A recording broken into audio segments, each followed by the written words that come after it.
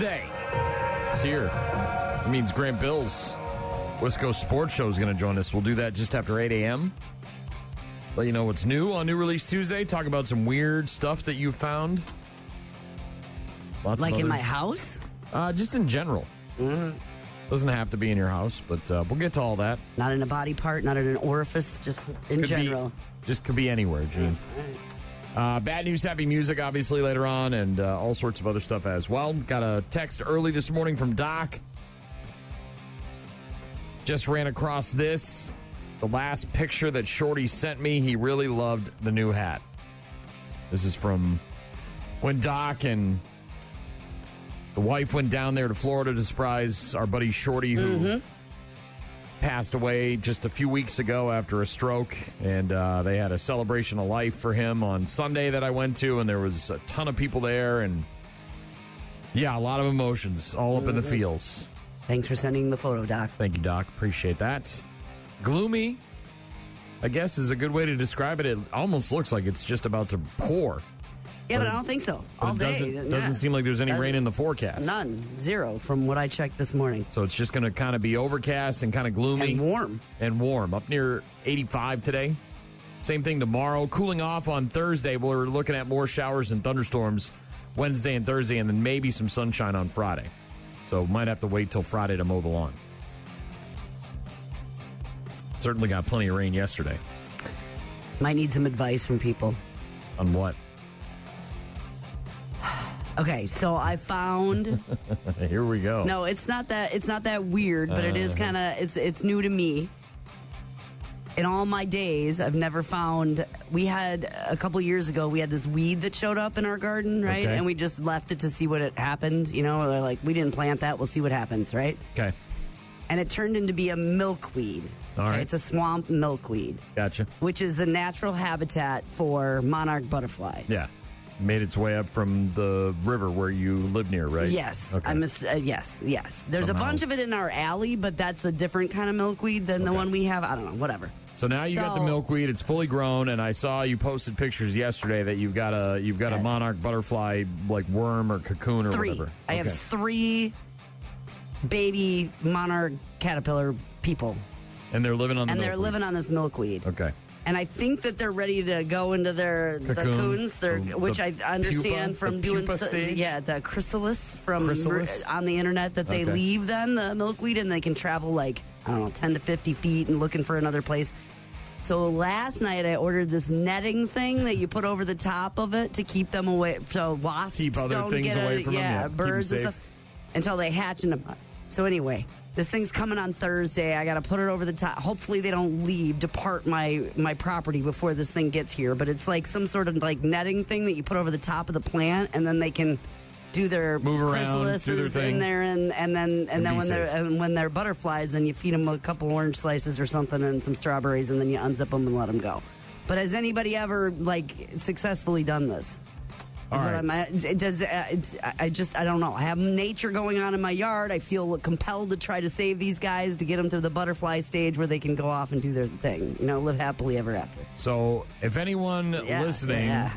Well, they have to. This is that we have marshes, we have waterways, we have lakes, we have rivers, we have these milkweed. I mean, somebody's had to have done this. So if any tips would be good. I don't want to kill them.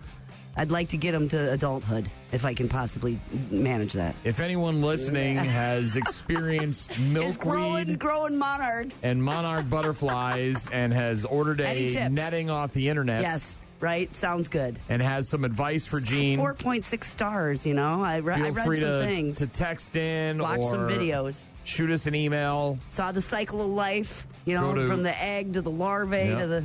Go to the website, rockmornings.com, for all our contact info. But please... I see the little butterfly poop on my little leaves I got to get rid of, and I got to spray those. Please give her your best advice. 3 of them. I got 3. Right now, she's got 3 of them, and she's trying to keep them safe. I'd like to get them to adulthood. And she has ordered a net off the internet. Yes.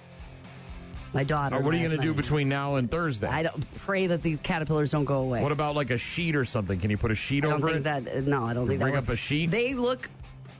okay right there. Content? Safe. They look good. They look just, I don't know. They might leave. They might get eaten. I don't know what's happening. If anybody, vigil. I'm going to set vigil, Brian. What is a butterfly person called? What do they call that? I looked that up the other day. I don't think that there is there's names still specific a bug person? to, yeah, Okay. I don't think there's something specific. Is it entomologist that's a bug person? Yes. All right. If you're an entomologist wannabe, if you have any experience in these monarch butterflies. Remember when the professor called us that one time that was an entomologist at the university? Yep. Maybe that Well, guy's I think still around. that's who Jodie Foster went to see when they were finding those crickets or whatever in the throat of the dead ladies in the movie. All right.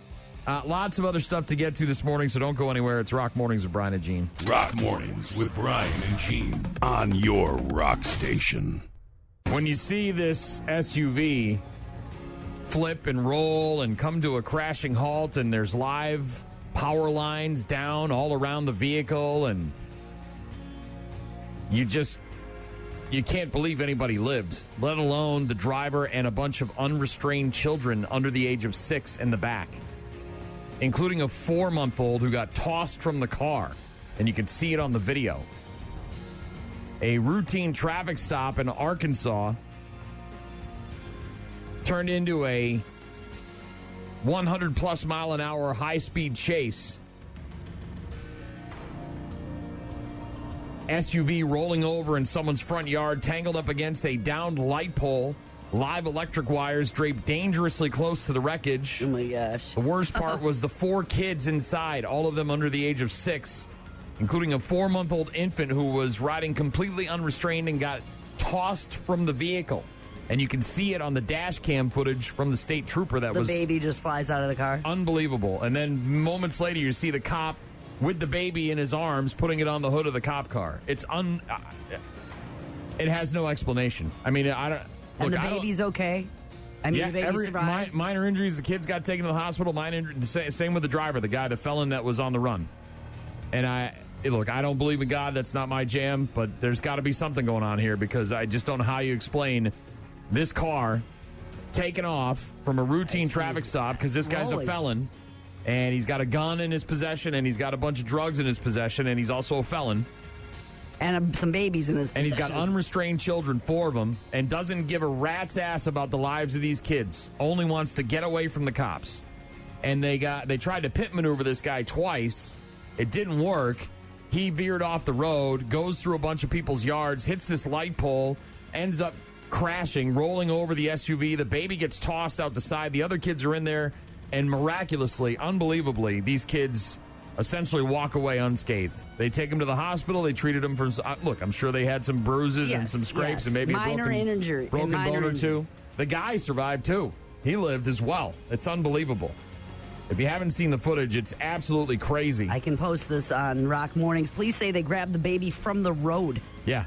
Oh, you can see it clear as day. The kid yeets right out of the car. I mean, there must have been a window open in the back, and the kid just... Well, and maybe one of the other children that's a baby themselves is in charge of holding on to this I have no idea. All I know is you watch these scenes in movies, and the guy gets out of the car and walks away like nothing happened, and you're like, there's no way. And then you see this, and it's real life, and you're like, well, maybe there is a way. I don't know. But the guy's name is Tyrese Fletcher. He's a convicted felon, a human piece of crap. Taken into custody, transported to the detention center there, facing charges including felony fleeing, possession of a defaced firearm. So he obviously, not only a felon in possession of a firearm, but he scratched off the VIN number, all that, the serial numbers. Possession of a firearm by certain persons, 4 counts of endangering the welfare of a minor, criminal mischief, possession, and the list goes on. Yeah. It sounds like the police, while engaging in the chase, the 100-mile-an-hour chase, at that point, were unaware that there were children in the car. They wouldn't have continued to chase them at that point, at that rate of speed, had they known that. Most police departments nowadays, if they find out that there are other people in the car, whether it's kids or maybe a passenger that's not, a felon or whatever, they'll call off the chase because they don't want to injure anybody else. But, yeah, crazy. Again, if you haven't seen the video, it's on rockmornings.com. It's from Arkansas. Here in the state of Wisconsin, an 18-year-old man is going to spend the rest of his life essentially in prison because he murdered a 5-year-old boy in Milwaukee a couple of years ago. Eric Mendoza was 15 years old at the time of the crime, and he won't be eligible to petition for release for 50 years. Pled guilty back in February to first-degree intentional homicide, hiding a corpse, and 3 counts of second-degree recklessly endangering safety in the death of Prince McCree. Back in October of 2023, Prince McCree, the young boy, went missing after his mother allowed him to go play some video games. While he was there, a couple of guys, one of them, this Eric Mendoza, the other was a guy named David Patura, apparently choked this kid to death and beat him with a golf club. And then they took his dead body, threw it in a trash bag, and threw it in a dumpster down the street, about a mile down the street. Investigators able to find the child's body in the dumpster. Said that Mendoza admitted to choking McCree and striking him multiple times with a golf club. Court records allege that Mendoza and the accomplice, David Patura, later disposed of the boy's body. Surveillance footage cited in court filing showed the pair carrying the white garbage bag through an alley the day that McCree disappeared. And now this guy's been sentenced essentially to life in prison. The father of the boy said, "What I want to say is I wish this guy would die and burn, no mercy, and I wish I could do it with my own hands." That's from the father, Darren McCree. I'm sure. Yeah. McCree's mother, Jordan Barger, said he was 5, you were 15. That's a very, very big difference. I'm just happy justice got served. Awful. That case, too, I don't know if you remember it, but from 2003, that kind of broadened the alert, the missing persons alert, the the missing child. Amber Alerts? Amber Alerts, there you go. Sorry. But it helped to expand that throughout the state, and it's sad that it had to be because of that. But Jeep is recalling a bunch of their Wranglers and Gladiators. Spontaneous fire risk. They're telling drivers not to park their Jeep Wranglers and Gladiators near their house or their garage. Because it could burn up? Yeah. Blow up and burn up? Well, if it blows up on the street, you might just burn the vehicle. But if you got it in the garage or near the house, you might take down everything. Stellantis recalling over 1 million Jeep Wranglers and Gladiators over a spontaneous fire risk, telling drivers to park outside and away from structures while the automaker works on a solution. These are 2021 to 2025 Wranglers and Gladiators. It's a Jeep thing you wouldn't understand. Estimated count of 1,076,999 affected vehicles may have an electrical issue with the electric hydraulic power steering pump wiring that can lead to a fire.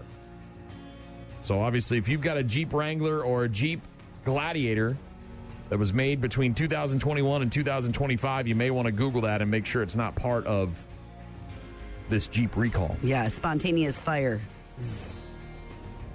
Bad news. Yeah, not good.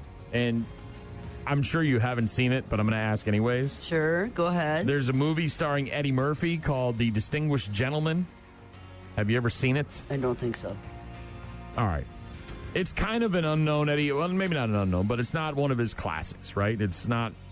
Is it comedy or is it more serious? Course, yes. Okay. Oh, it's not Dr. Dolittle. It's not Life with Eddie Murphy and Martin Lawrence. It's not, any of his big movies, Beverly Hills Cop. It's about a government official named Jeff Johnson who dies. Eddie Murphy is a con man in this guy's state, and his name is essentially the same. His middle name is Jeff. His last name is Johnson, so he runs for, I think it's Senate or Congress, with this guy's name, and he wins because no one knows. They just write in this guy's name, right? He's the only one on the agenda, so they write him in. They think they're going with the same old, but the guy died, and he ends up winning. Well, then he goes to government, and he's trying to make money and get on all these committees and okay, and get rich. I see this, yes. And then eventually he realizes that he has an awakening, an epiphany, and he realizes that he should be doing things for good. He's a con man, and then he decides to change his colors. Well, we got a kind of distinguished gentleman situation happening in Alaska, where 2 candidates with the exact same name are running. Have you heard about this? No. The Dan Sullivan from Southeast Alaska, who hopes to unseat the U.S. Senator of the same name, Dan Sullivan, said in an interview earlier this week that he's a legitimate Republican candidate who's not trying to trick voters. This is serious stuff. When people are going, oh, there's two Dan Sullivans, isn't that funny? No, it's cheating. And his whole purpose of running is to confuse Alaskans, make them think, Alaskan voters, that somehow he's me. Then, when he filed his campaign logo, his letterhead, his website, all had my campaign logo that I've had for 13 years. It's so bad that the lieutenant governor of Alaska, Nancy Dahlstrom, oversees the elections, said that the state is now opening an investigation into Dan J. Sullivan, a retired school teacher from Petersburg. Serious allegations have been raised concerning this filing in the race for U.S. Senate, and the people of Alaska deserve a thorough and transparent investigation to ensure that the election is carried out properly and without deception. So it's not just a guy with the same name. He's trying to take over the image and likeness and website and the artwork that's already done and logos and everything of the existing. I'm sure he tweaked center. it a little bit, right? Like Vanilla Ice, the kind of, well, my thing's got the hi-hat and this, that, and the other. Yeah, he's kind of pulling the Vanilla Ice there. The new candidate, Dan Sullivan from Petersburg, said that I have done nothing that should prevent me from running in this race. I filed correctly. I paid my fees. I'm not quite sure what the stink is, but I guess I'll find out. The second-term senator, the guy who's actually on the seat, Dan S. Sullivan, and a national Republican group have raised the legal action to try to get this name off the ballot, saying he's trying to defraud voters to help the incumbent senator's top challenger, a Democrat named Mary Peltola, a former U.S. representative. Come in there and distract somehow to get Yeah. No, I'm Dan Sullivan. No, I'm Dan Sullivan. I'm Dan Sullivan. We got a distinguished gentleman split situation the votes happening in Alaska. Mm-hmm. Rock Mornings with Brian and Gene. We got a text from Aaron. You were asking for some advice about your monarch butterflies. Yeah, they're in larva stage right now, and I'm just so excited because I grew up in the country, and I don't even ever remember, I guess I don't remember running across them and having them, and I just happened to find them in this milkweed plant we let grow in our garden accidentally. And I have 3 larvae, and I would like to get them to monarch stage and let them be, safe. And in order to do that, you ordered a netting off of the internet. I did. To protect them from predators. Yes. But it's not showing up till Thursday. As they form their cocoons. But I don't know if they're going to leave and do that before I get this netting over them. Aaron has no assistance for you. Well, thanks, Aaron. He just said, Gene doesn't order enough off Amazon to get priority shipping. I do, but I looked for 3 or 4 different netting. They all were arriving on Thursday. There was no... Thanks for the assist, Aaron. Prime the next morning. None of these nets would come earlier than Thursday. I don't know what the deal was. Look, Aaron's a guy who enjoys helping other people. That's what he's here for. He's here to help. All day. Thanks, Aaron. If you have some advice, if you've dealt with monarch butterflies in your garden before, and you have some legitimate advice for Gene, please feel free to text us or email us. Let us know what you got. Rock Mornings with Brian and Gene. Find them online at rockmornings.com. Patrick, a strike away, an out away from winning this marathon in Vegas. Got him! Chad Patrick and the Milwaukee Brewers outlast the A's here in Las Vegas, 15-14 in 12 innings. Yeah. A wild game. We're going to break it down a bit later on, talk more about some of the interesting stats from last night's game between the Brewers and the A's, which went to 12 innings and finished Brew Crew 15, Athletics 14. Same 2 teams tonight, by the way, at 9:05 p.m. NBA last night. Yeah. Brunson's looked like they're going to lob it. Nope. Anunoby, corner 3, fires away. Shot's no good. And the Spurs win. What a response from San Antonio. They do it again. An inspiring road win. And they are right back in the series. The Knicks lead cut 2-1. Wemby with 32 points, 8 rebounds, 6 assists. The Spurs over the Knicks, 115-111. Knicks, of course, still up 2-1 in the series. Game 4 will be tomorrow night at 7:30 on ABC with the Spurs, again, at the Knicks. It's been the road teams. The Knicks took both of the games in San Antonio, and the Spurs have won Game 1 in New York. Thank goodness they won last night. When they went to halftime, the Inside the NBA crew, Charles Barkley and Shaquille O'Neal and Kenny and Ernie, they were obviously talking about the game, but they were being interrupted by a performance from Cardi B. And Charles Barkley had something to say about that. 3-0 lead. We've been competing with Cardi B here. We lost. Hey, I don't know if those B's, that might be Cardi B's.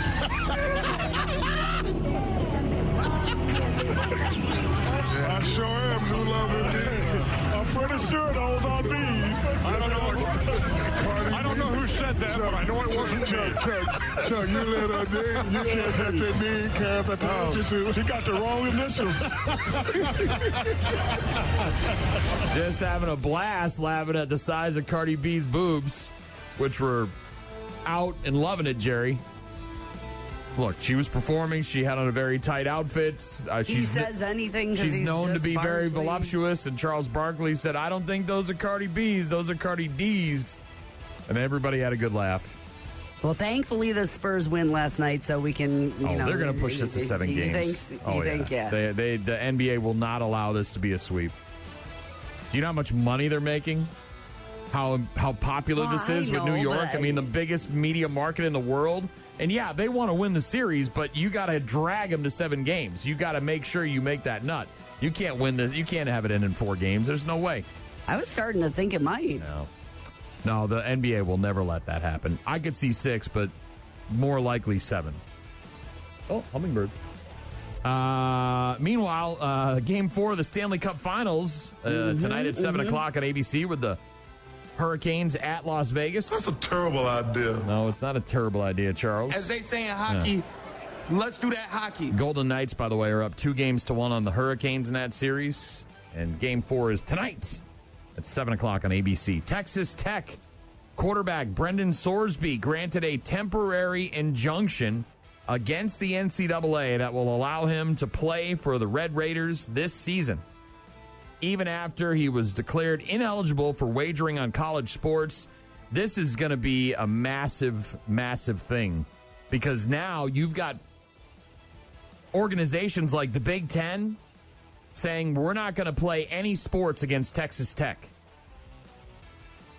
Because where do you draw the line? How do you govern when this guy can go out and make $90,000 worth of bets, even some bets on his own team that he was playing for? No, I know. And then there's no penalty. There's nothing. There's no way for the NCAA to govern that, right? This guy can just go to the court, get an injunction, and be out there on the field. How do you have any legitimacy with your sport, your league, your schools, any of it? ACC Commissioner Jim Phillips telling ESPN the ruling represents a horrendous pattern that is eroding the integrity of our process. A Big 12 athletic director also told ESPN that they are disgusted and said, we officially lost our soul. Meanwhile, TCU head coach Sonny Dykes said, how is anyone ever going to trust the outcome of a game again? Yeah, that's what I would say, too. In a memo to their staff, Georgia forbidding their school's teams, not just football, all of their teams, from playing Texas Tech. No field hockey, no basketball, no football, no volleyball, no nothing, whatever, no rowing. None of their sports are going to play Texas Tech. Big Ten officials are expected to discuss in the upcoming days a league-wide mandate to not schedule Texas Tech in any sports in the regular season. So they're trying to circumvent the decision that was made in the court by doing the least amount of damage within the university system and sports and the integrity. They're taking their own actions because it wasn't dealt with properly. The NCAA it looks like a powerless organization. They have no power, right? I mean, you've got this guy who you've got all the data there. You know he did it. Guilty of sin. He went to the rehab facility, right? And you can't stop him from playing while he bet on his own team. I mean, this is like the Black Sox scandal, that happened all those years ago. And Pete Rose, and he got banned for life. And this kid's able to just go out there and rip it out. It's like, what are we doing? And I'm not against gambling. I'm totally pro-gambling. I love it. But, again, how do you expect bettors and people who are betting on your organizations and the money you're making on that to have any faith that the outcomes are going to be legitimate? We'll see what happens here, but Brendan Sorsby apparently going to be able to play. That was quite a shocker, wasn't it? Yeah, big time. Internet got upset, that's for sure. Rock Mornings with Brian and Gene. We'll hear from Des Rocks in just a couple minutes. Rockfest music from him. Rock Mornings with Brian and Gene on your rock station. Game 4 of the Stanley Cup Finals tonight on ABC at 7 o'clock. Vegas Golden Knights hosting the Carolina Hurricanes. Vegas up 2-1 in that series. Meanwhile, on NBC tonight, you've got a new episode of America's Got Talent starting at 7 p.m. And on Fox, the 4th season finale of Farmer Wants a Wife. Hey, I'm Kimberly Williams-Paisley. Check out this exclusive from the upcoming new season of Farmer Wants a Wife. Real people, real love, real farm life. Farmer Wants a Wife is the most successful dating show in the world. It's resulted in over 200 marriages and over 500 children. But, honey, I'm home! Farm life is tough. Okay, really, we're gonna break it now. I didn't think I would actually be shoveling first thing. Season 4 is going to be the best one yet. We have 3 farmers instead of 4 this season, which allows us to really dive into the stories even more. Did they say the show has resulted in 200 marriages? That cannot be. Is there some sort of way to track that data? There cannot be. And I understand they're making a show. They've only done 4 seasons. How can there be? They wanted to have broken nails and this farm life is hard and all of that because it makes for good. It's the Odd Couple. It's the oldest trick in the book. Odd Couple. You take the prissy girl who doesn't know anything about manual labor. You throw her on a farm with a good-looking hunky dude who ropes cattle, and the next thing you know, you got television gold. Farmer Wants a Wife. Final episode. Season finale. On Fox, new episode of Bear Grylls Running Wild. Also on Fox tonight, Coleman Domingo venturing along the Irish Sea with Bear Grylls tonight on Fox. You've also got a new episode of Password on NBC. Jimmy Fallon going to be on there. And a new stand-up special on Netflix today from the host of Kill Tony, Tony Hinchcliffe, Man of the People. If you do not like offensive comedy, do not watch Tony Hinchcliffe's new special on Netflix called Man of the People. It's going to be offensive. Yes. Guaranteed. Box checked. He actually referenced that. He got canceled or attempted to get, they tried to cancel him. He made a joke about Puerto Rico when he spoke at a White House dinner for Donald Trump a couple of years ago. And then this most recent time, it was Kevin Hart, the roast of Kevin Hart, and people are trying to cancel him for a George Floyd joke that he made. And now there's apparently going to be another joke. He referenced it during an episode of Kill Tony, I think last week, that there's a joke in this Netflix stand-up special that's apparently going to be the next one. So we'll see. I'll watch that later on today. Jimmy Fallon new tonight with Josh O'Connor, Sarah Pigeon, and Tommy Brennan. Kimmel is new with Coleman Domingo. Speaking of Coleman Domingo. Also on with Jimmy Kimmel is Patton Oswalt and the Dixie Chicks, who go by just the Chicks now. And Seth Meyers new tonight as well with Amy Adams, Dave Matthews, and Jenny Hagel. It's a new release Tuesday. Not a whole lot coming out. There is the movie about Lorne Michaels, the guy that created SNL. Yeah. It's called Lorne. It was in theaters back in April, and now it's coming out on DVD. It's rated R. It's got interviews with everybody. Colin Jost, Michael Che, former cast members Tina Fey. You wouldn't make a movie or a documentary without it. Offers unprecedented access to the man who built and sustained the institution for 5 decades. Live from New York, it's Lorne Michaels. Lorne Michaels. The man who created Saturday Night Live. What is funny? It's like pornography. It's done from porn. You know it when you see it. I don't think I would advise you to try and capture Lorne. Jesus. You wouldn't be happy with that, and then you'll capture a guy who's not happy. Is this really necessary? I was probably too driven to be a hippie. What I wanted was a voice in the culture, and SNL was that vehicle. Lorne on DVD today for new release Tuesday. Also a movie called She Dances, starring your guy, Ethan Hawke. Mm-hmm. Steve Zahn and his daughter in this one as well. It's a struggling single father trying to reconnect with his distant teenage daughter while chaperoning her at a regional dance competition. I promise. We did this last competition. We went to it and we moved to New York City. This was my last one, Mom. I don't want Dad. I know, but you need a guardian. I can if you really need me. What does really mean? Right. No. You're right. You excited? Yes. Nervous, too. Just be there. That's all you have to do. Just be there for her. Peace. Oh, sure. Are you guys ready for this? Mm-hmm. Wow, I've never been back here. Well, let's get going, girls. Wristbands. You need to keep them on unless you're dancing, and you ain't never dancing, so you keep them on, right? Oh, okay. Yep, that's right. This reservation's for next week. Can you just double check the reservation, please? I can absolutely do that for you. Yep. That's for next week. It says right here. Steve Zahn, Ethan Hawke, Ron Livingston in that one. And it's called She Dances. New on DVD today for new release Tuesday.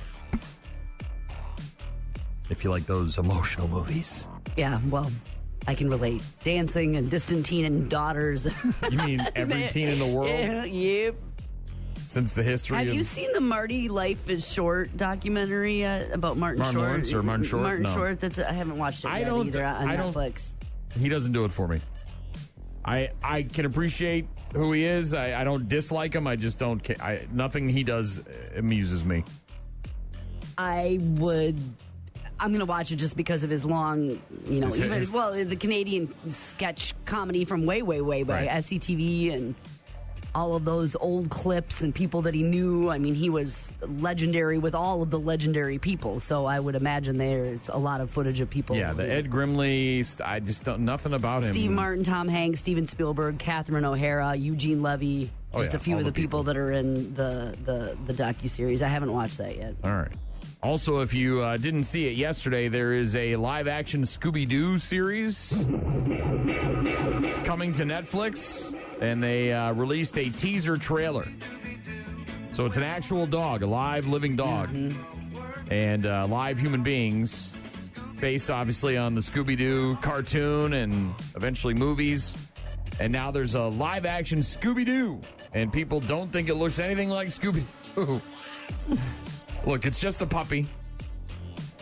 First look at the Great Dane. Starring in Scooby-Doo Origins. Netflix releasing the teaser clip yesterday. Origins slated to premiere sometime in 2027.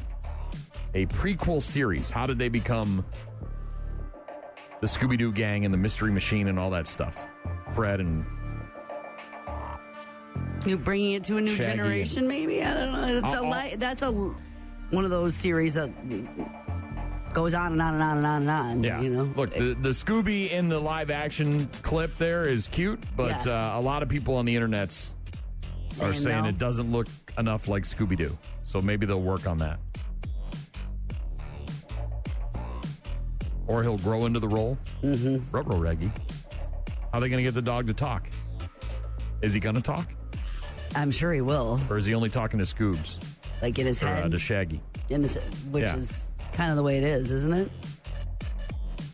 Watched The Witness the last 3 nights. So that's a new television true crime miniseries about a murder in London, basically back in 1992 that went unsolved for decades, and what happened to the husband and the son who was 2, and the witness, and lived the brutal killing of his mother. And it was it was 3 parts, and it was interesting, but it was at the end it was it's kind of a letdown, anticlimax. Okay.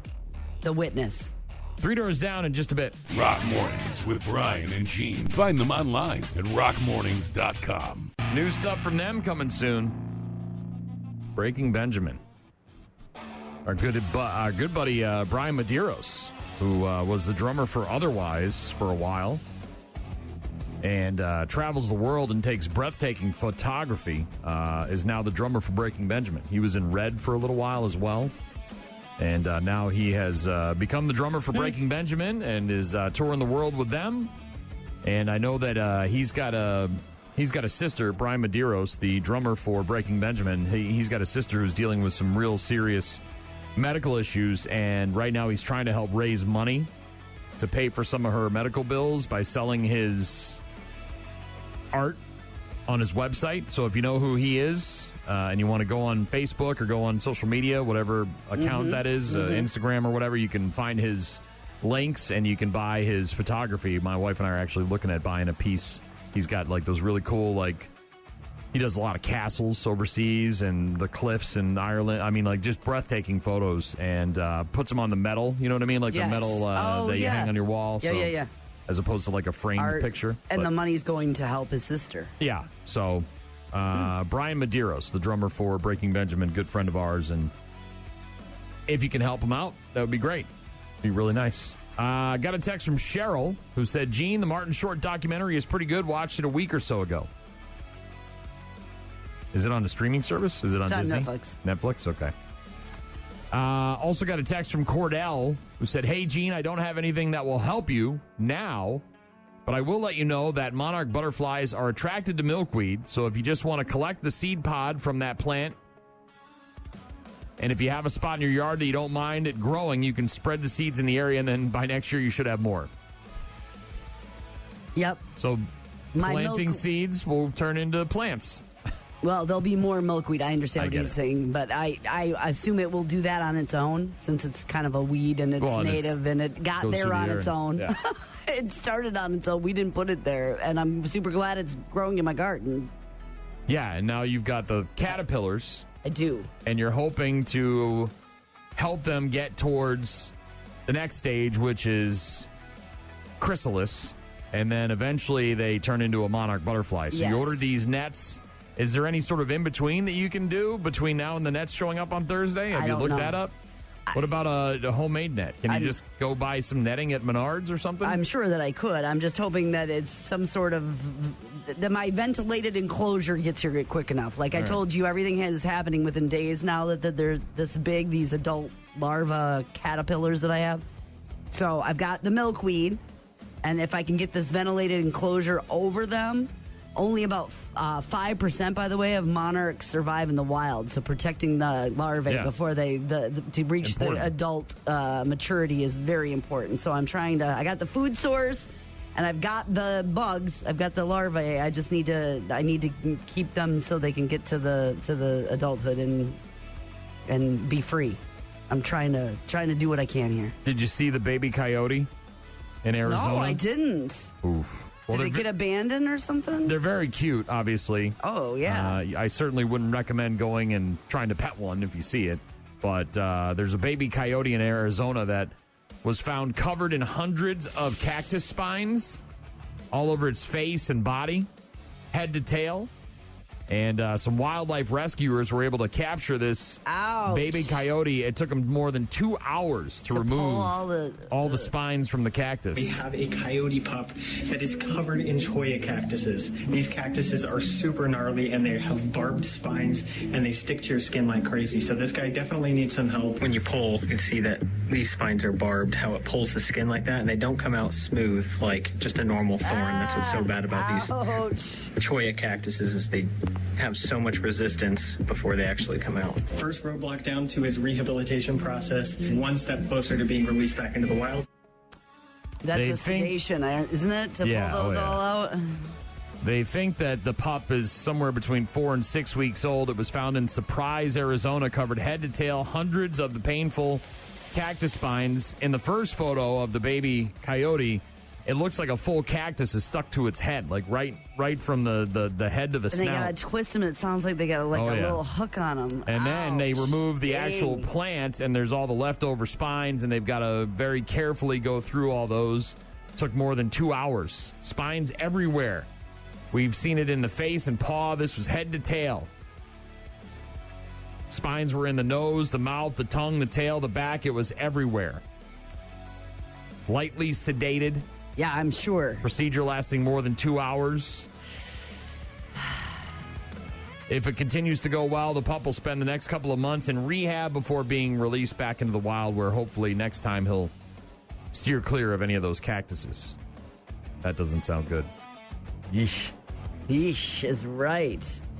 And I don't know the science behind all this. All I know is that it sounds like a positive, and that's a good thing when you're fighting cancer. A new study found that a personalized cancer vaccine combined with immunotherapy, reducing the risk of a melanoma returning by 49% over 5 years. Holy cow. Patients who received the combination treatment had significantly higher cancer-free survival rates compared to those who received the standard therapy alone. Researchers say the results are promising, could lead to similar treatments for other hard-to-target cancers. So again, anytime we hear about improvements in cancer treatments... And that's not just 2, 3, 4, 5%. You're talking about 50%. That's a lot. That's a lot. Combination of a vaccine and a drug, which both harness the immune system to attack the cancer cells, has proven very successful in cutting the risk of skin cancer recurrence and death by 49%. The reduction was calculated 5 years after patients had their tumors surgically removed and remains unchanged. It was led by New York University researchers testing the vaccine called Intismeran in combination with mainstay immunotherapy. 107 patients who had been randomly chosen, and it sounds like this is a positive sign, very positive sign going forward. It's Rock Mornings with Brian and Gene. If you've got some advice for Gene in regards to her monarch butterflies, feel free to text us if you've dealt with this before. Yeah, I've just thought because milkweed is native to the area in droves because of our wetlands and rivers and streams and marshlands and all of that stuff. And I thought maybe somebody had some. I don't know what I'm doing other than Google. We'll talk to our buddy Grant Bilse of the Wisco Sports Show about an hour from now, just after 8 a.m. We'll get to Bad News, Happy Music at about 8:30. Going to talk about some of the weirdest things you've ever found. And we'll do that in about 20 minutes, half hour or so. Lots to get to yet. Rock Mornings with Brian and Gene. Start your day with Rock Mornings. The latest scam at the gas pump might not actually be a real scam. Now, there's been card readers. We've seen those for years. Thieves will stick a device on the machine, the pump, to read your information. You think you're putting in your card to get gas, but they're stealing your info, and then they're making off with all your money. That's a legitimate scam. We've seen that one. But have you heard about the screw method? I don't think so. All right. Or maybe not by that title. What's this one? You've probably seen the old needle thing on the gas pump where supposedly the people would be, people that just want to watch the world burn would put a needle on there, so when you go to squeeze it, you puncture yourself, right? God, I don't want that. Wow, yeah. that's a, I don't want to say it's similar, but similar to that, I guess, is the screw method. And basically what the scam is that you take a screw and you put it in the nozzle cradle of the gas pump so that the gas pump itself doesn't fully return to the off position when you're done filling up. So underneath the... Look, every gas pump's different, right? Some of them you got to move the thing up, some of them you got to put it down, some of them you just pull it out and you put it in, starts by the machine, whatever. They're all different. But this supposed scam prevents the machine's mechanism from knowing the transaction is done, and then allows the scammer so they pull up next to you, right after you fill up and then drive off while the tab goes on the previous person's credit card. It went viral on social media. People quoting law enforcement agencies, warning people to be on the lookout for that, but it is a complete hoax. I was going to say, because you get your receipt, you close out. Well, or the pump says, would you like a receipt? I mean, obviously... you don't necessarily have your receipt, but you know what I'm saying. You finalize your transaction. It's not like it's just left running. When you're done, it closes out. It says this is how much you paid. If you pay attention. If you do pay attention to that, some people maybe don't.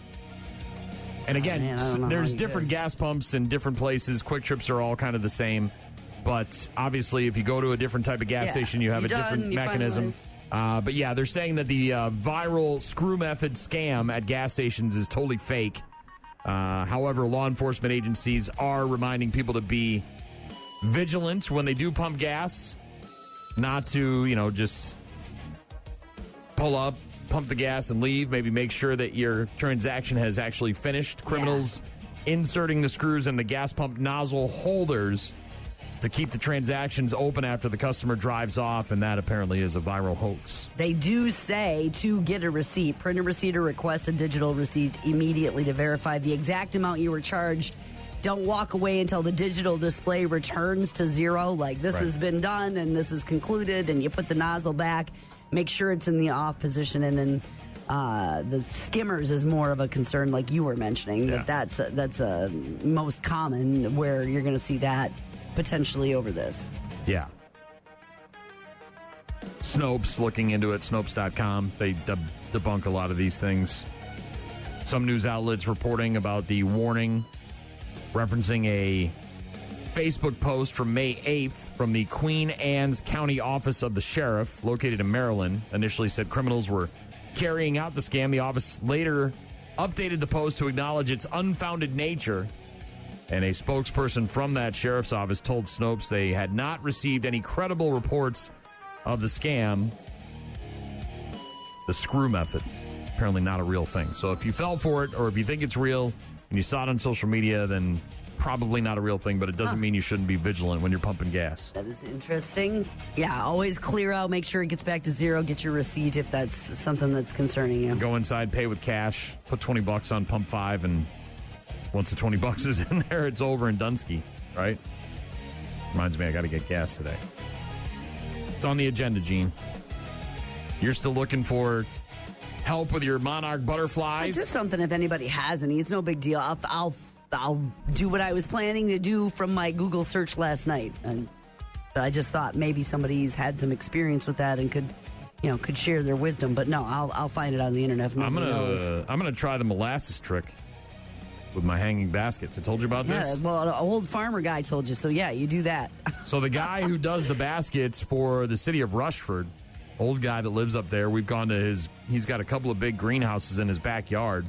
He just lives in a neighborhood, and he's got a bunch of property there, so he's got a bunch of greenhouses. Farmers know. And he does the giant baskets that hang off the light poles in downtown Rushford. He does those for the city. And so he also produces his own baskets that he sells. And we've been going to him for a couple of years, and he does wonderful work. And this year, he was telling us that this big, giant vat of brown liquid wasn't fertilizer, it was molasses. And he said that if you mix this molasses in with the water and you treat the soil every couple of weeks, it helps the plant grow. And it's not for the plant, it's for the soil. It's for the health of the soil. And I Googled it, and he was right. Yeah, you got to use a specific kind, though. The unsulfured black Stratmas. Yeah. Yes. So I got to pick some of that up at the grocery store. I'm assuming that's just in the aisle with the baking needs. I would imagine. You'll find it there. Promotes plant growth. Farmers know. He knows. He's an old farmer. He's got some tricks. I would never question him if he were to tell me something when it comes to plants and growing things. He seems like the guy that knows what he's talking about. 3 days grace now. Rock Mornings with Brian and Gene. Find the daily podcast at rockmornings.com. Patrick, a strike away, an out away from winning this marathon in Vegas. Got him!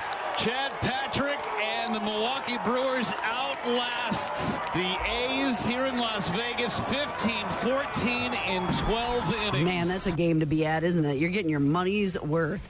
The A's were down to their last strike, and they had a home run to tie it up 14-14, and then the Brewers would go on to drive in the winning run in the 12th. Exciting baseball. 15-14 in 12 innings. Brew Crew over the A's last night.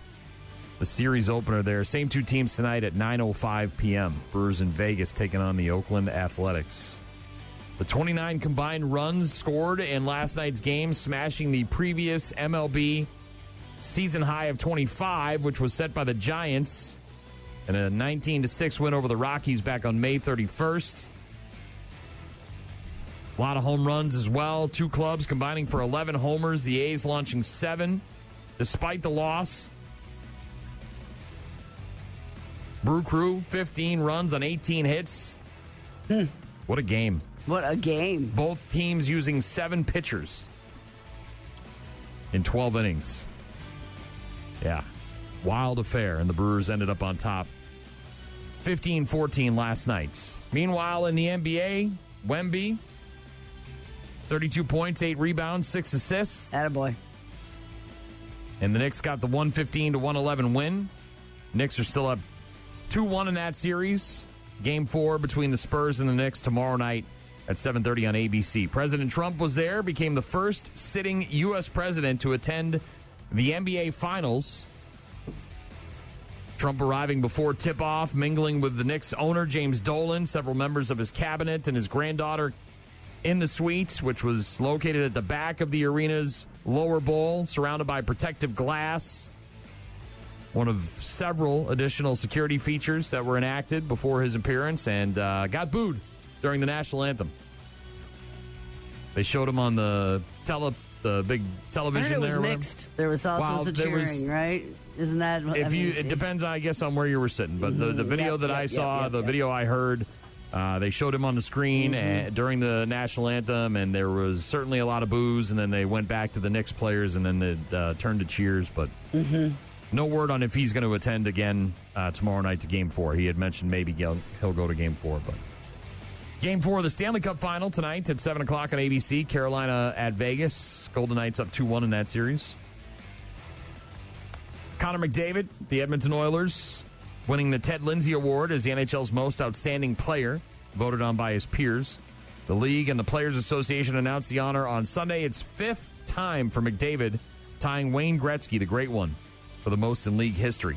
So it's essentially their MVP. And Kurt Busch yesterday. Oof, boy, oh boy. Yes, this was after the race then. Yeah, so this was yesterday, the race obviously on Sunday. Yesterday, Kurt Busch finally addressing his brother Kyle, who passed away several weeks ago.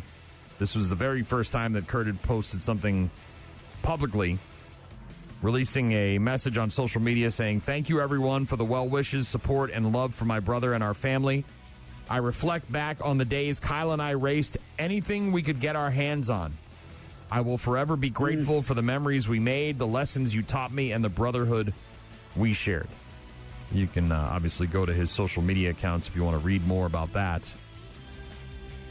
After the game was over, by the way, last night in New York, there was essentially riots out front. I don't know if you saw the videos from that, but fans who wanted to be there in attendance, they canceled the viewing party. But there were still a ton of fans who showed up, and they obviously had a ton of cops in riot gear out in front, and there was massive fights and brawls and clashing with protesters or fans or whatever you want to call it. But it was a wild scene down there in New York last night. Inside, it wasn't too crazy. All the celebrities were there. Ben Stiller, Spike Lee, Tracy Morgan, all the usual. Timothy Chalamet was there. The usual suspects, all courtside. Speaking of courtside. Tell me. The Knicks announced that the winning bid for an auction for 2 seats for last night's game, the first NBA Finals game at Madison Square Garden since 1999, the winning bid was split between a law firm, Gibson, Dunn & Crutcher, LLP, and a private equity firm named Veritas Capital, the fundraiser benefiting the Garden of Dreams Foundation. And the Knicks said it was the largest single donation in the history of that foundation, which works with MSG's companies to assist children in need in the tri-state area. The seats were located in section VIP 10, row AA, seats 25 and 26, right off center court. And it was $1 million. Well, I hated the beginning of what you said, and then I came around because you started talking about law firms and a bunch of things that sounded like really rich people. And then you turned it into a fundraiser, and that the money that they paid for those seats to be there go to this charity. Yeah, the Garden of Dreams Foundation. Yes. They don't. By the way, they don't normally. They never sell those seats, so there's no real idea how much they actually cost because those are the seats they give to celebrities like Tracy Morgan and Timothy Chalamet. They just give them to them when they come to the game, so they have them reserved and they're there for them. But because of this auction, they were able to give $1 million to this organization. I like that. And I didn't like the. How do you have two firms? Probably dozens, if not hundreds of people that work there. And obviously it's going to be the CEOs, but how do you determine which 2 guys or gals are going to be going to the game, right? Is there one head honcho in each organization, the private equity firm, and then the lawyers? I mean, yeah, probably ownership or so they were bidding against each other. It was like a bidding war, trying to figure out who could, and then $1 million for those seats. Ooh, we just got a great text from Sarah. Good morning, Brian and Gina. I work with Cindy at the Nature Place in Myrick Park, who leads pollinator education. Cindy? Sent in Cindy's phone number, looks like here. She's used these tents and released monarchs within our spring dementia program. She's there every day and could absolutely give you advice. Maybe she's even got a net that you could go pick up today.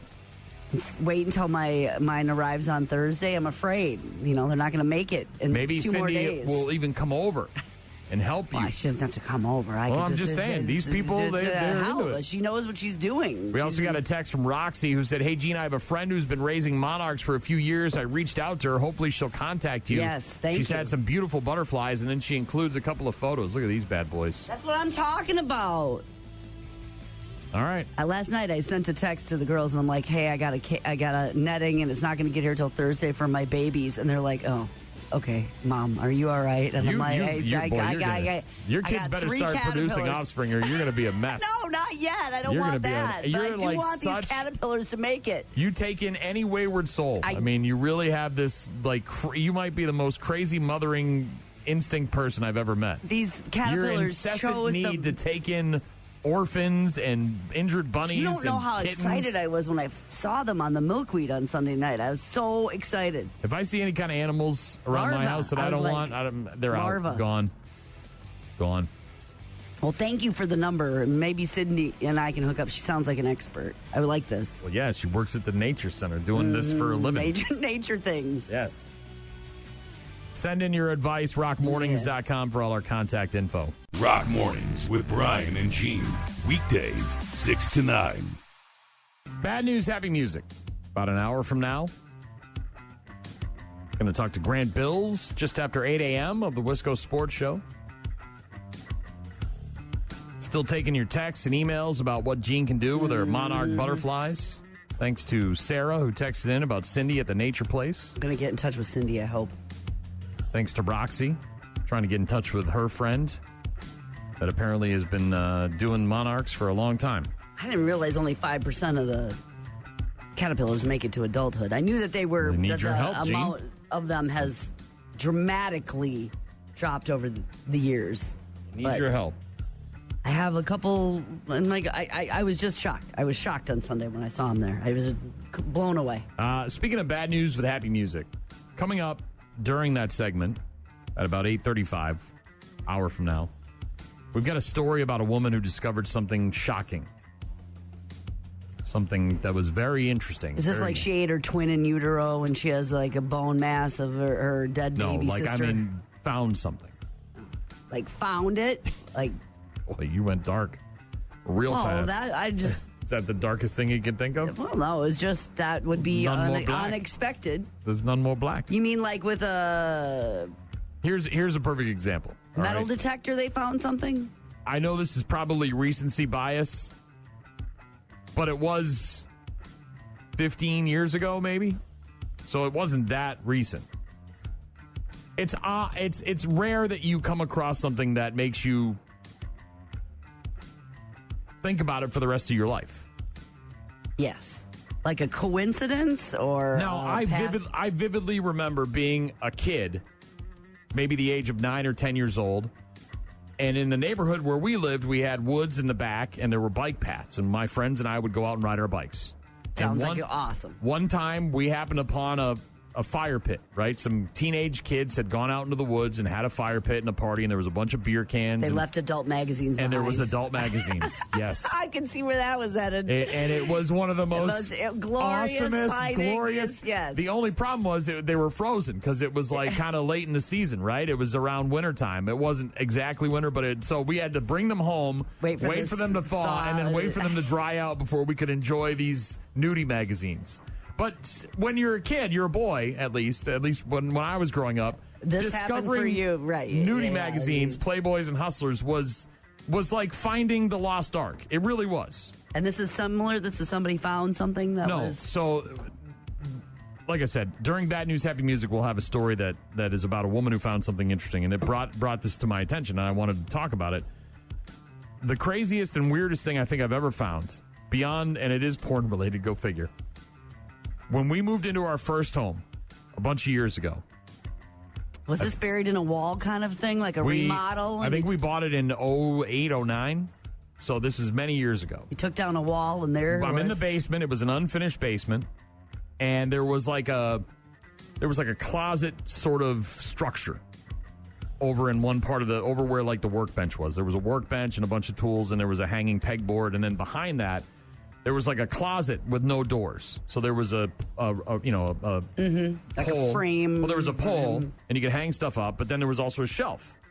And I was putting stuff on that shelf, and I happened to reach far enough, and it was only, a foot and a half, wide. Regular. But it's dark, and you're in the basement, and you're just kind of putting stuff up there, so I couldn't see it. And when I reached up there to put something there, I felt something. So I got on a step stool, and I looked, and there was CD-ROMs, probably about 5 or 6 of them. Okay, well, why are these down here sort of tucked away, right? You mean like real people? Like, not like... I know, yeah, but not like, yeah. So, of course, I go upstairs, I get on my computer, I pop the CD-ROM in, and it wasn't anybody that I recognized. It looked like just stuff that had been downloaded from the internet, right?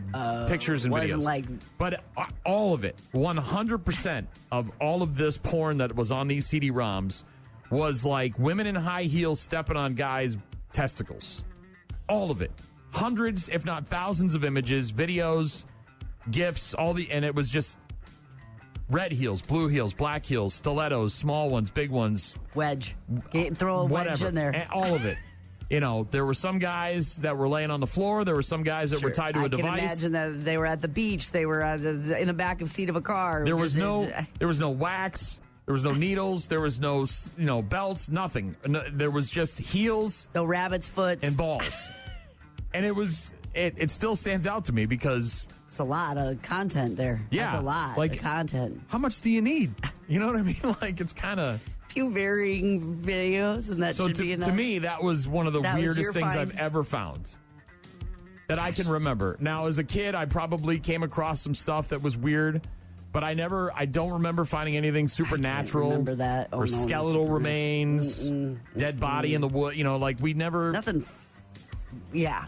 Weird fish, you know what I mean? Like, you see some kind of weird fish. What is that?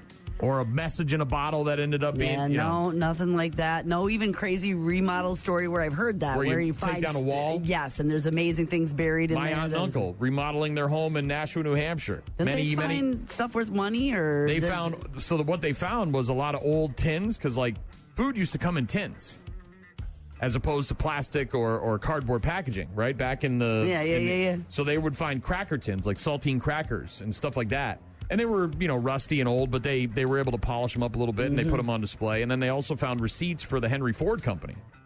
That, for whatever reason, people would take their paper trash and they would kind of throw it in the walls to try to insulate the house. Insulating? Yeah. But I don't know. For me, the weird CD-ROM porn at our first house was the strangest thing I've ever found. Share with us if you found something weird. I'm trying to think. I can't think of anything. I mean, cleaning out my mother's house was undertaking, but I don't think that there was anything, it was just shocking that's all stuff things. You must have known you had, right? You don't know what everything. Yeah, but not everything I knew that she had. But I wouldn't say any of it was weird. It was just stuff that maybe we didn't know that she had, saved or tucked away, or whatever. But yeah, if you found something unique, whether it was, Boy, I'm offering up a great story. And I don't think I have anything that I found You're not helping me here, man. We're trying to. I have never come across. They don't have like a awesome possession that I found. I Haunted really don't. No. I wouldn't keep it if I did. No, I don't have any of that. Don't have any haunted dolls. No, I don't think so. No, I mean, my mom had a horseshoe and, her. I couldn't believe that she had her album from high school from 1931 from, things like that. Just old treasures of her, but nothing like Christmas presents from 1984, like Chevy Chase and Christmas Vacation. This is a size 8. What is this? Nothing, huh? No, sorry. Lame. I know. I thought you'd have something. I don't, but I'm sure people do. Yeah, I like I said, many years ago when we bought our first house, was putting some stuff on a shelf in the basement and found some CD-ROMs that had nothing. You're not exaggerating. I didn't when keep you them because what the hell do I need them for? But this was like early internet. just right-click, save as, right-click, save as, right, and then burn them onto a CD and get them off the computer so that dad doesn't find out kind of thing. And there was 5 or 6 of them and hundreds, if not thousands, of photos and little GIF videos and whatnot of women stomping on dudes' testicles. You found out that was the genre. That was the genre. And I was so interested in it. I had to see if it was, because it's... Oh, that's all that's on CD1. How about CD2? Right. How about CD3? How about CD4? Oh, it's all the same. Aaron it's texting really, and really saying the that's some niche porn. Yeah, it is. Very niche. And there was 5 discs of it. There was a lot of it. Reminds me of my buddy Sean and his kids. I told you that story, right? Yeah, the folder of boobs. Yeah, they go to the hotel and the tablet's not hooking up to the internet, the Wi-Fi at the hotel, and so the boys, who were much younger at the time, were trying to connect to the internet and went to Dad to try to solve the connectivity issues. And when Dad went to investigate, found a folder labeled boobs, opened it up, and there was 99 more folders, all labeled boobs, and there was hundreds, if not thousands, of pictures of boobs in the folders named boobs. There's truth in advertising. There was no, kid knows what he likes, There's no, why name it Mario Kart when you can just straight up call it what it is? There might not be anything like that as a young boy child.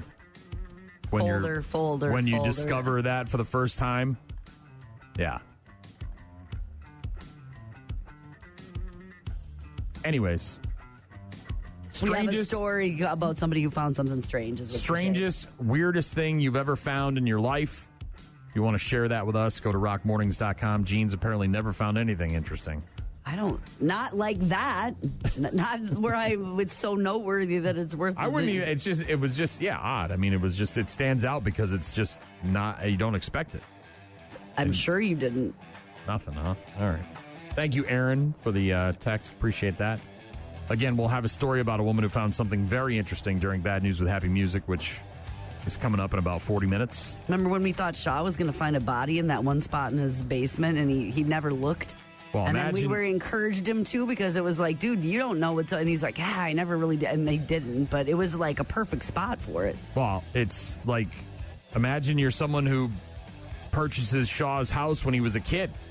And you go to put a pool in the backyard, and they got to come survey the land. And next thing you know, they're like, oh, yeah, there's a washer and dryer and an old fridge down here. Because Shaw and his dad used to bury their appliances in the backyard rather than throw them out like a normal person. It was cheaper to recycle that way by digging a hole. It'll break down eventually. No, actually. That's made of metal. There's metal from the ground. I could see yourself rationalizing that. That would be a wild discovery. You go to put a pool in or a deck or something, and they got to come by and survey the land. Next thing you know, 7 appliances buried in your backyard. This is so weird. Well, I told you the guy who came over and worked on my stump and ground down my stump. Mm-hmm. He found cement in there. Apparently, that's what people used to do. They used to just pour cement in old stumps, and they thought it would help them deteriorate or whatever, kill the roots. Well, farm dumps were a thing, so you didn't put your appliances in. If they were city folk, you just went off to the side of the field road and dumped all that stuff in there. Slow down just enough to roll it out the back of the truck. DNR doesn't like that anymore, believe me. All right, we've got some Ice 9 kills in a bit. We'll get to Grant Bilse as well, and of course, Bad News Happy Music coming up. Rock Mornings with Brian and Gene. Find them online at rockmornings.com. 8:15-ish on Tuesday mornings, we're joined by the host of the Wisco Sports Show, the one and only Grant Bilse. You can hear his program weekday afternoons from 4 until 6 on stations all across the area, including WKTY in La Crosse and Sports Talk 105.1 in Eau Claire. Grant, how are you, sir? I'm doing good. I feel like an old man, or I feel like a dad this week, but we needed this rain. Brian and Gene. We needed this very badly, so I find myself pointing that out so far this week. My lawn is looking so effing good right now. May was one of the driest Mays for years and years and years, so the farmers needed to. Yeah. Lawn's looking great. Plants are looking great. Hanging baskets are looking great. And Jean's got monarch butterflies in her backyard, apparently. Yeah, I'm Mother Nature over here. I'm growing monarchs. You should appreciate that, Mr. You like to fish. You like to be out in nature. What kind of fish could you catch if you took one of them caterpillars and put it on a hook? Probably, I don't know. Any type of hungry fish. Yeah. It's just not a surprise to me that Jean's backyard is filled with flowers and butterflies and probably singing bunnies and rabbits. Like, she's got that backyard dialed in, just like everything else. This is my first year, though. I've never had Marna. Which one of the Disney princesses sings to the animals? Is it Snow White? Yeah, no, I'm not like that at all. She's I'm not got like it bad. that She's got that womb thing going on. I've got the weed, and this year I've got the larvae. So I'm hopefully going to have some monarch butterflies here. That's my goal. Grant, I don't look. There's not much to say about the Brewers. They're on fire, right? Crazy win last night. They're first to 40. My only concern is, going forward, are we going to see this pan out in the playoffs? And it's too early to really talk about that, right? Well, yeah, I think this team has won enough regular season games, let's just say in this current era, where I don't know that we can safely assume anything, but as much as you can assume anything, I think they'll be in the playoffs. They're off to an awesome start. I would push back that it didn't work out in the playoffs last year. They were in the NLCS. They were playing in the series to make the World Series, and they ran into a Dodgers team whose pitching staff pitched some of the best performances we've ever seen in the postseason, and they were rested and played really well. So, yeah, I know the NLCS didn't feel good, and it certainly felt lopsided, but I think Brewers fans, our skepticism this year is a little misplaced. It's like, well, it's not going to work in the playoffs. It did last year. They were one of the final 4 teams standing. Now, if you want to say, well, they didn't win a World Series. Okay, well, winning a World Series is really hard. But it's not like they got swept out in the first round last year by an inferior opponent. They beat a rival in a hard-fought 5-game series and ended up in the NLCS. Yeah, it's all fun and everybody's having a good time and the tarps are off, but what happens in the playoffs, and honestly, if it's not a World Series, then it's a bust, in my opinion. I'm a championship guy. That's where I come from. That's what we care about. I don't care about nice performances and NLCSs and ALC. I care about the trophy at the end of the season. That's what you put your money in the middle of the table for, and if you don't get it, then it's kind of a waste. Historically, you and Brewers fandom would not be a good match then. Right. Mm-hmm. I did want to bring up probably the biggest story in sports right now, other than the finals for the NHL and the NBA. This, of course, is the Brendan Sorsby issue, and this is a mass. I think this is going to be huge. I think this is going to have a lot of impact on the way college sports is viewed and the way that it feels like the NCAA is a worthless organization, and it's kind of the Wild West now. This guy is able to gamble a lot on his own games, and he gets the timeout from the league, and they say, look, you can't play anymore, you're out of here. And then he gets an injunction, and now he's going to start, and he's going through the channels, he's doing the rehab and all that crap. But now you've got leagues like the Big Ten and the SEC and other, the SEC, I believe, is also, they're not even going to play Texas Tech in like volleyball. They're not going to play them in any sport as some sort of pushback against this decision. Well, those are the powers that be, right, that need to exercise and act on this. It's the conferences. Those are the powerful entities now, is the Big Ten and the SEC most notably. They've beefed up with so many more schools now, so the television money for those two conferences is so massive. I know a lot of people might not give a rip about Texas Tech.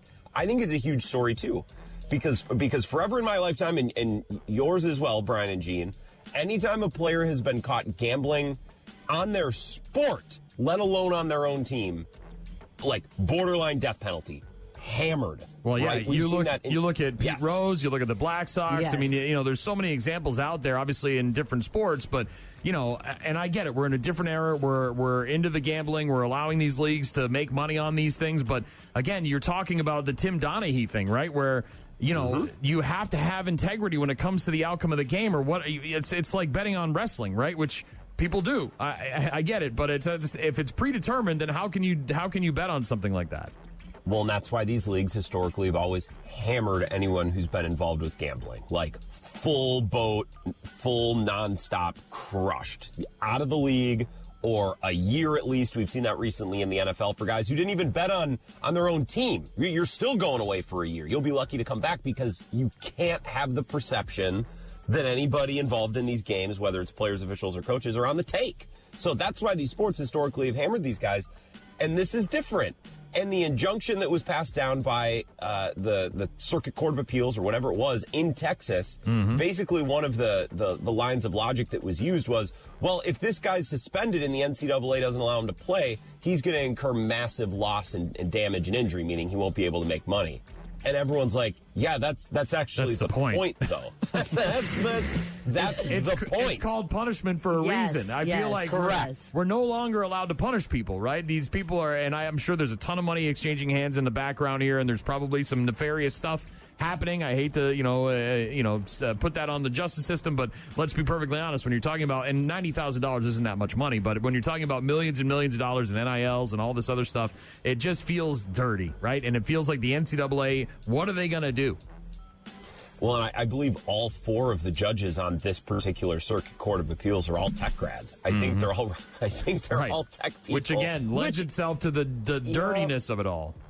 And you're right about the NCAA. They've been weak for a long time. This is something they should have been able to take care of, right? Like handling NIL money and the way things operate now, and the transferring and the tampering in this era of college sports is kind of a lost cause for the NCAA. That's not totally surprising.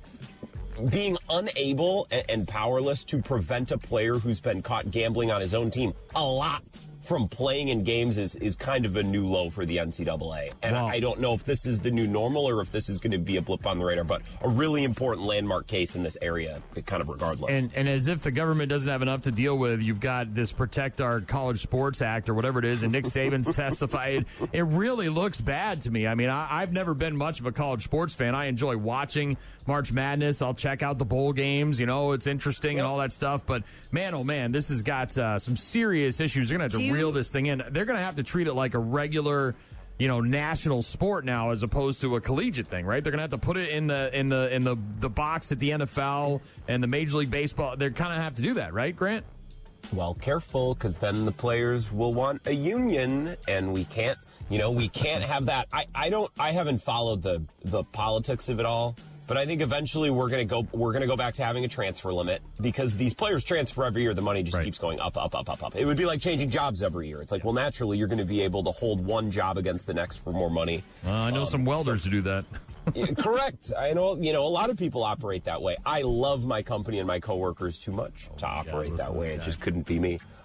So that's part of it, limiting the transfers. And I don't know that we'll ever get a salary cap. I'm not sure. But just putting guardrails on the thing, which is obviously what the NCAA should have had prepared from the start, and clearly they didn't, which is why we're in this spot. Grant Bilse of the Wisco Sports Show each and every Tuesday with us after 8:15.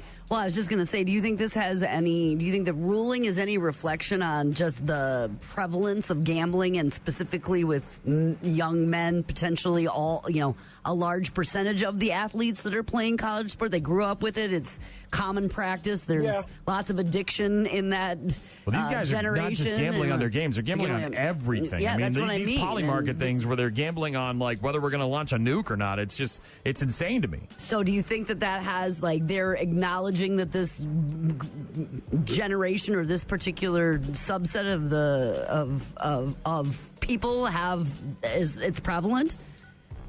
It would be hard. I feel like it's hard to deny that. I don't think that was the basis for the ruling. But I think even subconsciously, we're just more normalized to it. It's on our phones. We see the ads and we hear the ads constantly.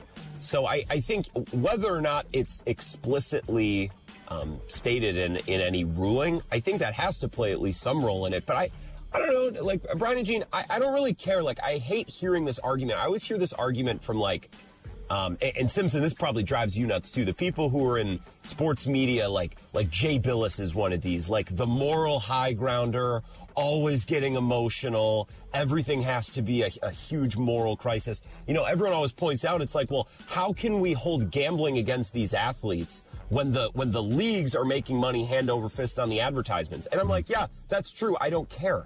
You know what I mean? Like, in radio, for example, we advertise lots of things. Like in media and television, there are beer advertisements. That doesn't mean that people can drink the beer on the air or the football players can drink the beer on the field. Like, there's just certain rules that you have to follow. And this is one of them. So that doesn't play a role for me at all, Gene, and I don't think it should, but it's hard to deny that it's just more common and it's talked about more. It's just more normalized. Grant Bilse of the Wisco Sports Show joining us each and every Tuesday at about 8:15, talking all sorts of different sports stuff, including the Brendan Sorsby situation, which obviously has got legs, a lot of legs. We'll see how that goes. Let's move to the NBA Finals. Big Game 3 last night. Spurs in a must-win Obviously, you don't want to go down 3-0. You're on the road in New York. I don't think the NBA is going to allow this thing to go to be a short series. I feel like this has got 7 games written all over it. They're making talking about making money with the New York media and all the stuff going on there. It's got to be a cash cow for them right now. Do you see this thing going 7 or 6?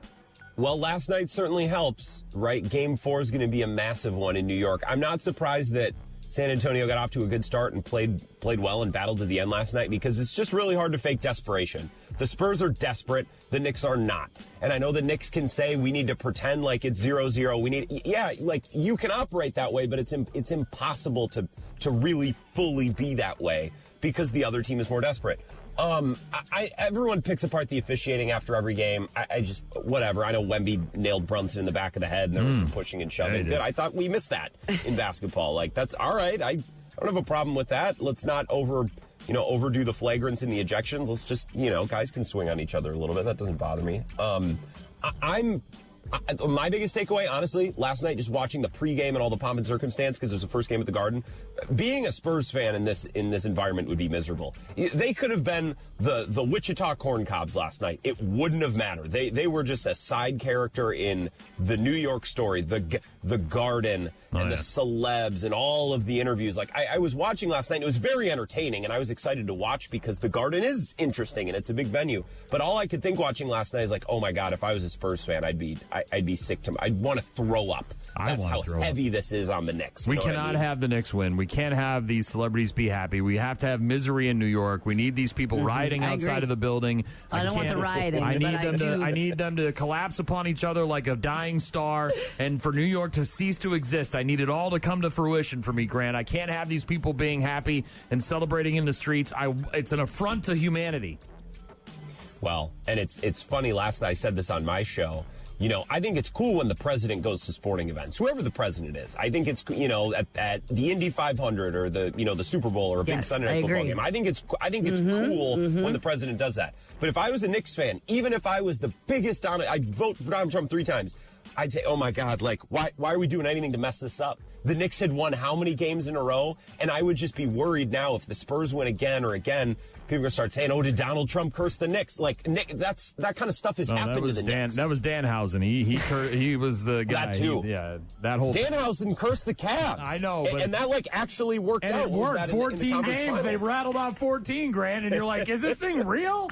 I got to stay away from this guy? What's going on? He's just some dorky wrestler. Oh, my goodness. Yeah, if I was a Knicks fan, now Game 4 gets huge because if the Spurs tie it up, it's, the Spurs have 2 of the next 3 games at home. Yep. You know what I mean? So these series, and Bucks fans, this, the Bucks were up 2-0 in 2019, lost the conference finals. They were down 0-2 in 21 and won the finals.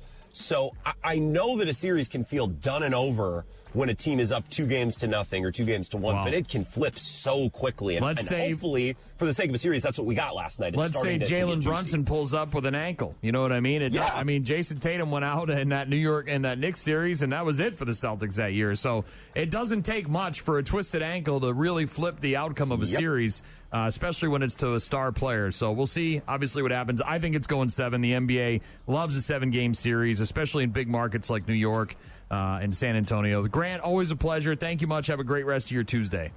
You guys have an excellent day. Good luck with the Caterpillars, Gene. Thank you. I'll send you photo updates. Grant Bilse of the Wisco Sports Show each and every Tuesday at 8:15. I guess I maybe would have tried to choke it down. Yeah. It sounds like Grant trying to choke things down. They just want to know who the starting shortstop. We'll get to bad news, happy music, and we'll do that next. Rock Mornings with Brian and Gene. More from Brian and Gene is coming up. Can I have everyone's attention? There's news.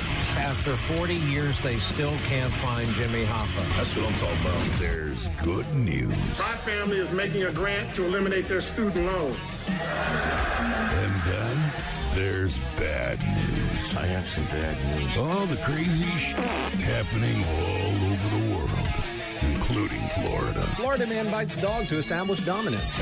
All right, y'all ready? Every weekday morning at about 8:35, Brian and Gene hook your ass up. It's bad news. Bad news. With happy music. Happy, happy, happy. Brought to you by Dahl Toyota. Here we go. Bad news with happy music, courtesy of Dahl Toyota. We're going to get started in L.A. as I mentioned earlier, a woman found something very interesting, which is why I wanted to talk about that. The strangest, weirdest thing you've ever found. For me, it was a bunch of weird porn in the basement of my first house. You apparently have never found anything all that interesting. Well, nothing that makes me say, hey, tell them that story about that thing. No. All right. So is this like a tarantula in a tequila bottle, or a tarantula, a real gold ring in a Cracker Jack, or what did she find? A Los Angeles homeowner found 20 sticks of dynamite in a freezer while cleaning her garage. Said she had no idea how the dynamite got in there. There was approximately 20 active dynamite sticks in the freezer. She didn't know who it belonged to, how it got there. Our officer responded. We started evacuating people about 500 feet away from that residence. Yeah, nearby residents evacuated as a precautionary measure. Experts safely removing the explosives, which investigators think may have belonged to the woman's late husband. This guy, before he died, stocked the freezer. Where am I going to put the freaking dynamite? I don't know. Put it in the freezer. So it wasn't like she just bought the freezer and it came with it. It's been in her home for a while. Yeah, police are treating the incident as lost found property. Say the dynamite could have caused a significant amount of damage if detonated. Well, it's dynamite, Brian. Yeah, well, you know. It would do that. Apparently, the husband, who passed away several years ago, purchased the refrigerator freezer when they bought their home. It was a part of the purchase.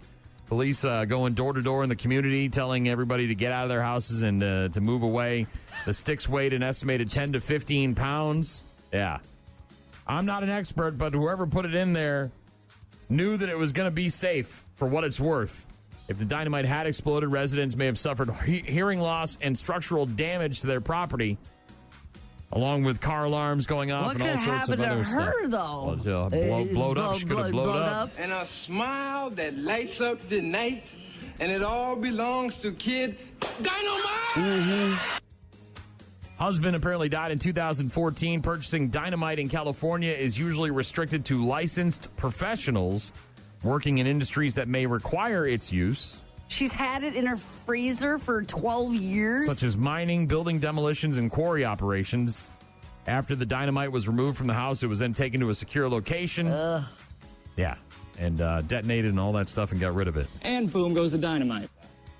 Go out to get a popsicle, and that's all she wrote.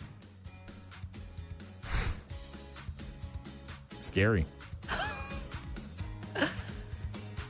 In Texas, we've seen these Waymos. They've done all sorts of crazy stuff. We saw the Waymo that went the wrong way in the drive-thru. We saw the Waymo that ran through the police standoff. Circle. We saw the Waymo that stopped on the train tracks with a passenger in the back. We saw the ones that are going into the neighborhoods and just circling around and around at all hours of the night. No explanation. We've seen the Waymos that are setting each other's alarms off in the parking lot where they live, right, when they're not out driving around. Is this one lassoing cattle from Texas? This is another step in the wrong direction. AI and robots and technology and Terminators. A driverless Waymo car blocking an entire road as first responders race to a 5-alarm apartment fire that killed 3 people in Texas. Now, if you park in front of a fire hydrant, they're going to move your car, or they're going to bash out the windshield, all the windows, and then they're going to move it. Well, probably not move it. They'll just run their hose through the car. I mean, they'll smash out the windows and get to the hose, and the fire hydrant is, in any way they need to. But the car was sideways across a Dallas street as around 100 firefighters responded to the deadly fire sparked by a gas leak. Footage shared from the police department shows the officers trying to get this car to move. The officer in his body cam footage said, "Man, there's nobody in here." Continued to say, "Come on," to the high-tech car. Get out of here. Talking to a customer support agent at the time. How do I get this thing out of here? You need to move this car ASAP, please. There's a fire around the corner. You need to move this car. You're blocking the roadway. The remote Waymo staffer blamed it on a minor issue. "Give me 1 second and I'll get it to go." Did he? The officer said, "We have units coming out. It's a large structure fire. We got to get it clear. Come on, man. We need you to move it." We're running it over. The officer was eventually given permission to manually move the car and clear the road just in time. Obviously, with people dying in the blaze, you can see the pictures and videos of that. But it wasn't like they were going to make it in time anyhow. But this car, just run it over with a fire truck. Yeah, how nice. That feels like Bring in the tank. Bring in the police tank. One of those a fire truck vehicles. could move it, I would think, to the side. Stupid-ass Waymo cars. Good luck with the rest of your very short future if you're getting into a Waymo car and it drives off a cliff. And there was nobody in it. It was just sitting sideways in the road. Just in there, just taking up space, killing time, killing people. Probably knew there was a fire and said, I should block streets so no one else can get access to the fire. You know, like the firefighters. We've seen Tom Brady clone his dog. I know we've got a lot of ashes in our house from previous pooches that have passed away. We usually create a memorial shelf, put like their favorite toy and some pictures and stuff that people send us along with their ashes. I don't know what you do. But people do a lot of different things when their pets die. I think the most extreme would be obviously Tom Brady cloning his dog. It's expensive. Well, not for Tom Brady because he owns a part of the company that's cloning the dogs. Right? So it's just marketing as well. Yeah, it's just slick marketing. Well, this woman, her name is Claire Hobson, and her dog died, and she didn't really know what to do. So she came up with a very unique idea. She mixed in the dog's ashes with the ink for her permanent eyeliner tattoo. So she got a tattoo of her dog. No. With her dog's ashes? She put the ashes in the ink that she was getting for her permanent eyeliner. Not eyebrows, eyeliner. So the stuff around your eyelids. Yeah, okay. Around your, the cusp of your lids. Instagram bio notes, she is a permanent makeup artist with 16 years of experience, said the decision was impulsive. Revealed that she had already booked an appointment with a colleague for the permanent eyeliner when she stopped to collect the ashes of her dog, Patch. Cute little dog, by the way. Had a little patch on the eye, and then one ear was brown. I was about to go to Dubai to move there. I was living between countries, and I thought, I don't want to put his ashes in a suitcase. I thought, I'm getting my eyeliner tattooed, and I'm sure people have their loved ones tattooed into body tattoos, so why not just have it in my eyeliner? Caught her friend off guard. Said, I know this is like a really bonkers request, but do you think we can put some of his ashes in the pigment? Apparently they can, and they did. And now she's got a permanent eyeliner tattoo with her dog's ashes in it to keep Patch hanging around forever. That's okay. Yesterday I learned about Jizzy jewelry. Is that exactly what I think it is? It sure is. Is it in a locket, or is it like made of it? No, it's a the jewelers dehydrate. So you send in your partner's fluids. Okay. So you're putting them in some sort of jar. Your client is mailing in your personal samples. Now, the ones I saw were made with the male sample, but you can also use apparently breast milk or ashes in this case. But this was a Jizzy jewelry, so it was made with his sample. And then the artist dehydrates that biological material into a powder and then incorporates that into a clay piece. And then that is made into unique designs. She has some that you can pick from the website, or you can request to be shaped into some sort of, and then they make it into a sperm decorated hair clips. And Jizzy jewelry is. How much does a good vial of horse semen go for these days from an Olympic horse? But you can make that if you're interested. It's a sperm necklace or a hair clip. I saw the hair clips. Funky and spunky. Jizzy jewelry. Is that what they're calling it? Jizzy jewelry. Yeah, you can do that where. Well, there's dehydrating your man. They do it with blood. Juice We're trying to figure out what to do with my mom's ashes. I mean, we buried most of it at the Veterans Cemetery where she wanted to have her ashes buried next to my father, but we kept some, and we got to get a urn at least for the mantelpiece. But then we talked about getting some sort of jewelry made because a lot of people do that. They'll put ashes in jewelry. But yeah, this woman had it put in her ashes. In her permanent eyeliner. Jizzy jewelry. Jizzy hair clip. Last but not least, back to Florida. A Florida woman mauled to death by 2 dogs. Neighbors say had been terrorizing the community, and now the owner of the animal is in jail. Oh my gosh, the dogs have been? Yeah, dogs being held by the county's Animal Services Unit and will be euthanized. Now neighbors along the road here that this woman lived, the neighborhood that she was in, don't have to worry about them anymore. The duo used to terrorize neighbors. Terrorize them. Jody lived on the street for about 2 weeks. Allowed. At the time of the attack, this woman was walking her small dog in the dark after midnight Video the office shared on Facebook showing the pit bulls belonging to a neighbor named Linda Cutler had gotten out once again from their yard and were roaming the neighborhood. Security camera capturing the attack. An extremely troubling and graphic video shows Cowan clutching her tiny dog to her chest, shrieking and trying to flee. The dogs, known as Max and Mako, that's always good when you name your dog after a shark, began to brutally attack and maul the woman, forcing her to the ground, viciously attacking her, and even dragging her across the ground for quite some distance. Gosh. This woman's partner heard her screams and raced to stop the attack by swinging a knife at the dogs and trying to drive them away. Was able to call 911, trying to protect his girlfriend there. Could be heard on the 8-minute 911 call trying to drive back the barking dogs and render aid to this woman who was still conscious and screaming. She needs help, and he can't even get them to stay away. He is continuing to fight them for, oh my gosh. They took her to a nearby trauma center. She died 4 hours later from her injuries. The dog that she was protecting did live, escaped unharmed. But now the sheriff's office has arrested the woman who owns the two dogs. And yeah, I don't know what the laws are there, but hopefully this woman goes to jail for a long time. I mean, when you hear repeated terrorizing a neighborhood, not just an accident. Repeated escapes, and you're not doing enough to keep your dogs in your yard. And hey, look, man, you can have the dogs and you can have the yard and all that stuff as long as they stay on your property. But this terrible. Rock Mornings with Brian and Gene. Bad News, Happy Music brought to you by Dahl Toyota. We got a text from Zach. Said, when my uncle died, I have some of his ashes and a special necklace that I got for like $10 off of Amazon. Yep. Have it hanging from my rear view mirror in my car. Makes me help think that he's keeping me safe. Yeah, we have those pendants with Mimi, my husband's mother's ashes in it too. But this was just, it took me by surprise because it wasn't necessarily the ashes and the jewelry. It was the hair piece and the jizzy jewelry.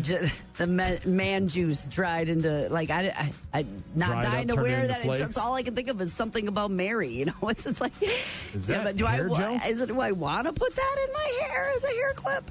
Text from Sarah earlier said, good morning, Brian and Gene. I work with Cindy at the Nature Place in Myrick Park, who is the pollinator education leader. Gave us a phone number. That's apparently the number for the Nature Place, and then you can get a hold of her through the staff directory. She used those tents, release monarchs within our spring program. She's there every day and could absolutely give you some advice. Gonna call her. Gonna get advice. Cheryl sent in a couple of text messages. Said, one, the Martin Short documentary is good. Watched it about a week ago. And she also included a picture of her horse, my Secretariat great-granddaughter. The horse's name is Soda. So she's got a horse from the lineage of Secretariat. Charlie sent in a text message, said, hey, Brian and Gene, it's Charlie, and it's my birthday. I'm 53. Happy 53rd birthday, Charlie. Also got a text from T-Stet. Said, I have a question for you guys. How come Donald Duck never wears pants, but he wears a towel when he gets out of the shower? To cover up his duck dick. I've never thought about that, I guess. When his feathers are dry, it plumes out and it covers it up. But when they're wet, he's got to cover it. It's not. It's showing. Roxy also said, hey, Gene, I have a friend who's been raising monarchs for a few years. I reached out to her. Hopefully she'll contact you. And apparently she's going to be emailing you. I love that information. Thank you. I want to save these little caterpillars. It's my goal for this afternoon. Thank you very much for all the text messages. Appreciate it. Got one from Courtney. Remember yesterday talking about the sleep apnea implant? Yes. Said he's got a buddy that has it. Did you ask how it worked? Is it doing well? I did. I said, how does it work and what does it actually do? And he said he didn't know any of the details, but he just got a text. And his buddy said, it's working well. There are 10 levels to get it fully working. I'm on level 5. I've been sleeping through the night with no issues. The snoring should lessen each week with the sensitivity turned up. They want you to get used to each level so it's not a huge shock to your system. But apparently they implant it, they wait for you to fully heal, and then they turn it on, and then they raise it up levels, and then apparently you're good to go. Neato. Science, if you don't want man. to wear the masks and all that stuff. Science. Thanks for all the texts. Appreciate it. Good to hear from you guys.